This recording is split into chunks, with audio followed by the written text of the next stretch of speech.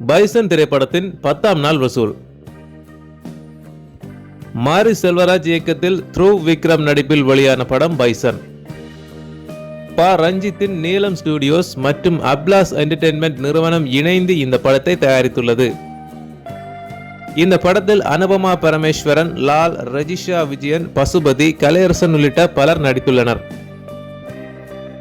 Nivas K Prasanna இசையமைத்துள்ள இப்படம் அர்ஜுனா விருது வென்ற தூத்துக்குடியைச் சேர்ந்த கபடி வீரர் மனத்தி கணேசன் வாழ்க்கையை அடிப்படையாக வைத்து உருவாகியுள்ளது. பைசன் படம் கடந்த 17ஆம் தேதி வெளியானது.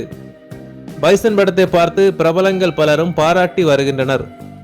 பைசன் படத்தை பார்த்த நடிகர் ரஜினிகாந்த் இயக்குனர் மாரி செல்வராஜை தொலைபேசியில் அழைத்து வாழ்த்து தெரிவித்துள்ளார்.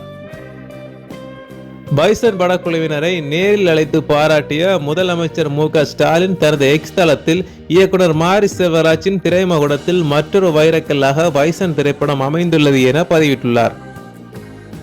இந்த நிலையில் பைசன் படம் உலக அளவில் 10 நாட்களில் ரூபாய் 50 கோடி வசூலித்துள்ளதாக தகவல் வெளியாகியுள்ளது. இப்படம் தெலுங்கிலும் வெளியானதால் வரும் நாட்களில் அதிக பார்வையாளர்களை ஈர்க்கும் என்று எதிர்பார்க்கப்படுகிறது.